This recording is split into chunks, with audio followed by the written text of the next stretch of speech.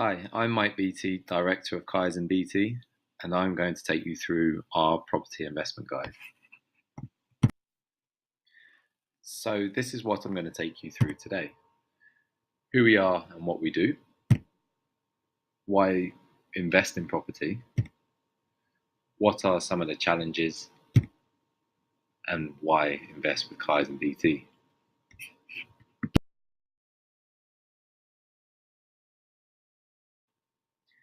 We're a family-run business that buys, sells, and lets out properties in Northern England.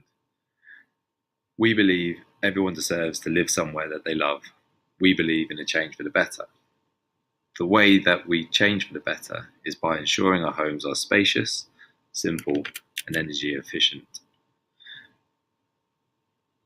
We were founded in 2017 by my wife Sarah and myself. Our life's core value is to change for the better.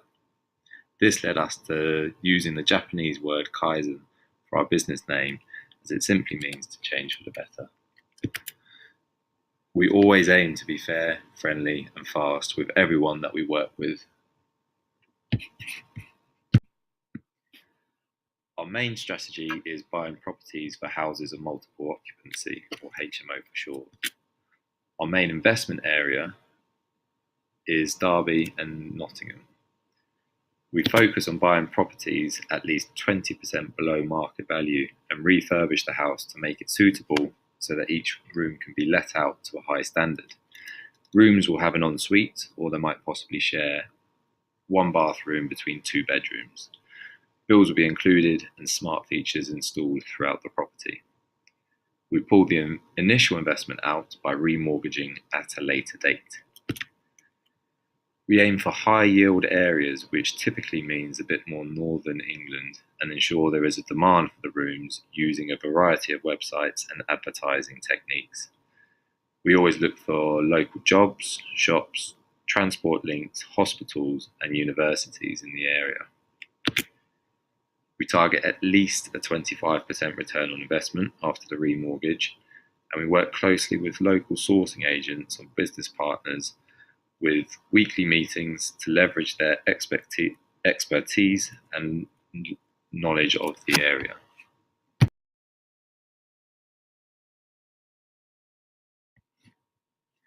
So why invest in property? Here is a graph that shows the average UK house price since 1952, and it shows there has been two well-known crashes since 1952. However, as you can see, prices have steadily increased over time. The chart on the right is the same data, but shows the year-on-year change. The red line would be if the house prices stayed flat. Anything above the red line signifies growth. Anything below the red line signifies a decrease in price. As you can see, there aren't many years it is below the red line. Research shows that house prices have doubled in value every 9 years on average since 1952. The fastest it has doubled was 3 years, and even the slowest that it has doubled is 14 years. We'd recommend that you listen to the podcast link below just to get a bit more information about this. So let's have a look at how property compares with banks. With an example of £25,000 available today and invest it in a typical cash ISA for 2%, which is actually better than what you can get at the moment, but it could increase in the future. Investing it here for 15 years would give you a pot of £34,320, which is just over £9,000 more than your initial investment. By comparison, if you were to take that £25,000 and invest it in Kaizen BT at 8% interest rate, it would give you a total of £79,304 by 2032 when we're all flying around on our hoverboards. Now, comparing this to using the £25,000 towards a deposit on a property worth £100,000, you would have an interest rate of 5% on a £75,000 mortgage over 15 years. 15 years later, the house value given the past data for average house prices doubling, we could reasonably expect the house price would be £200,000, with mortgage costs of £56,250 due to the interest we have to pay on the mortgage. The loan to value would now halve to 37.5% due to the increase in house price, meaning there is £125,000 of equity in the house. We'd still owe the £75,000, but the loan to value is much smaller. By subtracting the mortgage costs off the house over that time, we now have £68,750. So let's look at these next to each other. You can see that you would almost double your money by investing in property over that time scale. Now, I appreciate there are a lot more outgoings than just the mortgage, but this is a simplified version of what you can expect from property. We also wouldn't have the property vacant over this time. If we rented the property out for a conservative £400 per month, giving an additional £72,000 from rental income, with these figures, it makes property seem even more lucrative.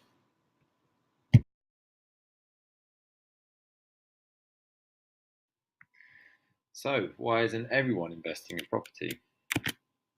As you can see, there are numerous articles and headlines throughout the news on a regular basis which put people off investing in property. This fear-mongering is something that is very common within the news.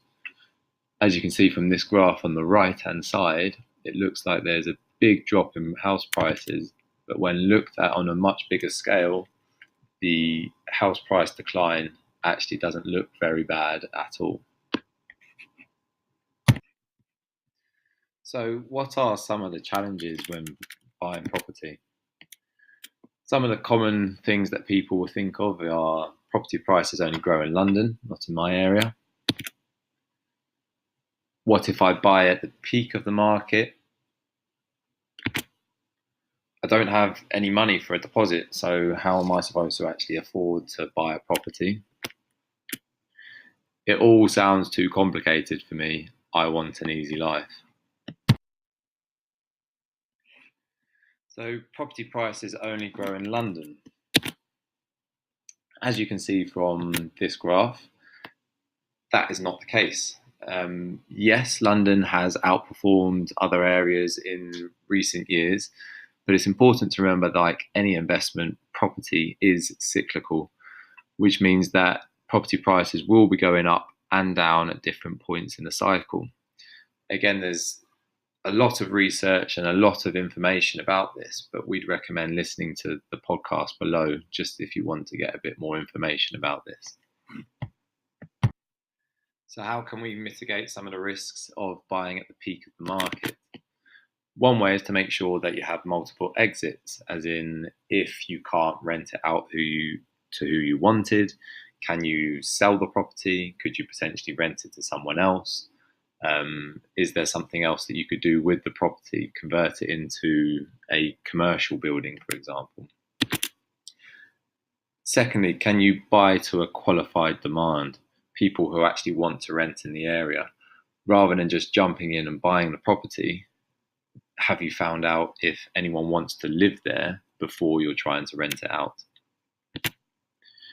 Don't panic, it's all part of the property cycle.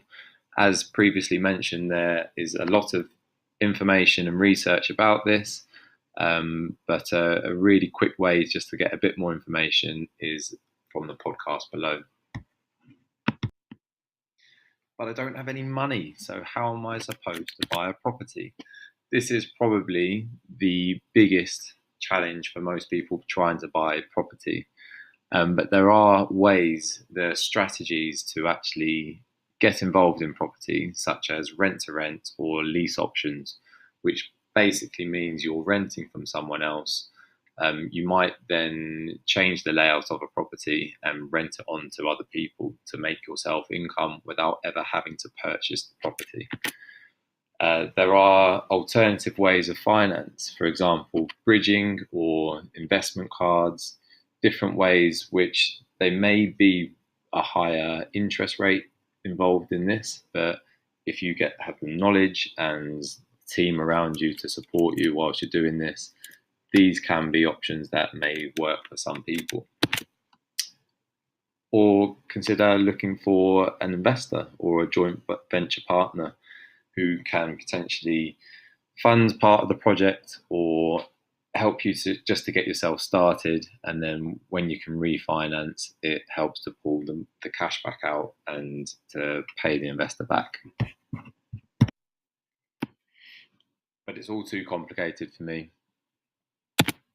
A lot of people will eventually just think, though, there's too much risk, there's too much work involved in getting involved in property. However, if you can leverage your time by finding qualified people, you don't need to know it all. If you can find a strategy that fits your knowledge and experience and time, then it means that it doesn't need to be too complicated. There are simple strategies and there's more complicated ones. You can also consider becoming a silent investor or joint venture partner. This is a really good way to get involved in property and learn a lot of the basics, get to know different people that are part of your team, such as accountants, solicitors, architects, and also it makes your money work for you rather than it just sitting there in the bank.